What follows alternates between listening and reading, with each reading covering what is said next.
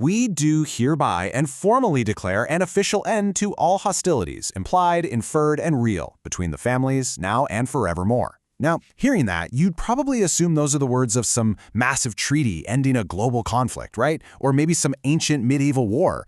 But shockingly, this formal truce was signed in the year 2003. And the two sides? Just two American families. It's wild, but it really highlights the very real, century-long shadow of a conflict that has literally become an absolute legend. Welcome to This Explainer. Today we're diving deep into the true story of the Hatfield McCoy Feud. You know, for over a century, pop culture has kind of reduced these two families to cartoonish hillbilly stereotypes, just folks fighting over petty things out in the backwoods. But, as you're going to see, the historical reality is way more complex. It's deeply tragic, and it's heavily tied to these massive, sweeping changes happening in America at the time.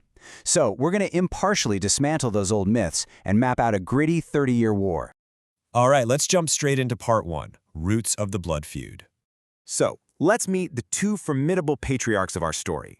First up, we have William Anderson Hatfield, better known to history as Devil Anse. He lived over on the West Virginia side of the Tug Fork River and was a really staunch Confederate supporter and veteran. Then, just across the river on the Kentucky side, we have Randall McCoy.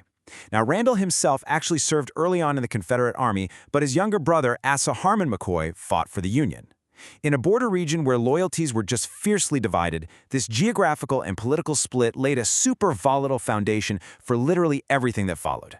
Okay, so the very first real seeds of blood were sown right at the tail end of the Civil War, back in 1865. Randall's younger brother, Asa Harmon McCoy, the Union veteran we were just talking about, was discharged after breaking his leg. He heads home, but a Confederate Home Guard unit called the Logan Wildcats put him on notice. Asa Harmon actually tried to hide out in a local cave, but the Wildcats tracked him down and killed him. And here's the kicker. Who was in the Wildcats? Devil Anse's uncle Jim Vance. No charges were ever filed, but everyone in town knew exactly who was responsible. The fuse was officially lit. Moving on to part two, A Pig and Forbidden Love. Fast forward a bit to 1878, and we get to the infamous pig trial. Now, pop culture absolutely loves to use this as a joke, but here's the absolutely crucial point. In the post-Civil War Appalachian farming economy, a hog was not a punchline. It represented crucial wealth and literal winter survival for a family. So Randall McCoy accused Floyd Hatfield of stealing one of his hogs. The case went to a local trial, but because a relative of both families, a guy named Bill Statton, testified for the Hatfields, the Hatfield-friendly court ruled against the McCoys. As you can imagine, this perceived injustice just deeply, deeply enraged Randall McCoy. Now, what's really interesting here, and honestly incredibly tragic, is the human consequence of all this hatred.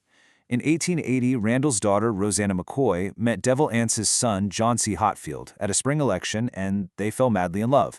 But this was totally forbidden territory. Rosanna was completely disowned by her infuriated father. She actually went to live with the Hatfields, but Devil Anse outright refused to let them get married. Eventually, John C. abandoned a pregnant Rosanna and, inexplicably, married her cousin, Nancy McCoy. Rosanna lost her infant daughter to illness shortly after, and, just utterly broken by it all, she died at only 29 years old. It's just a heartbreaking story of a family war absolutely destroying its own children. That brings us to part three, Retaliation and Open Warfare. You see, over a span of 30 years, these personal grievances rapidly spiraled into this vicious tit-for-tat retaliation. From that 1865 murder all the way to the 1878 trial, the conflict was steadily brewing. But when we hit 1882 and 1888, things escalated from individual, isolated disputes into absolute, organized bloodshed. 3. That is the number of McCoy brothers executed in a single day in 1882. It happened on Election Day. A huge altercation broke out, and 3 of Randall McCoy's sons, Tolbert, Farmer, and Bud, stabbed and shot Devil Anse's brother, Ellison Hatfield. But before those boys could even be taken to a proper trial, Devil Anse and his supporters intercepted them. When Ellison eventually died of his wounds, the Hatfields literally tied the 3 McCoy boys to pawpaw trees near Matewan, West Virginia, and executed them in a hail of gunfire. So you have to ask, how far would they go for vengeance? It's a question that just hung so heavy over the entire Tug Fork Valley. By this point, state authorities were getting involved and bounties were actually being discussed. But the hatred on both sides was completely blinding. Let's just take a grim pause here for a second, because what happens next is, without a doubt, the darkest chapter of this entire 30-year war. Part 4, The New Year's Massacre. The details of this ambush are really difficult to hear, but they're absolutely vital historical facts.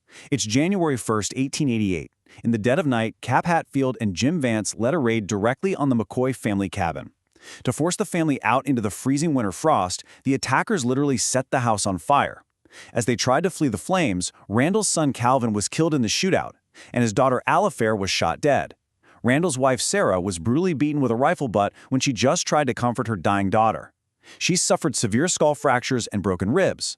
Randall miraculously managed to escape into the woods, but his family was utterly devastated, left freezing, bleeding, and broken in the snow. This takes us to Part 5, Bounties, Trials, and Roves. Later that exact same January, the violence reached a breaking point with the Battle of Grapevine Creek. A posse led by a Kentucky deputy named Frank Phillips pursued the Hatfields right across the border.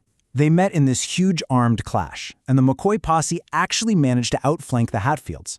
This resulted in multiple casualties and, crucially, the capture of several key Hatfield supporters.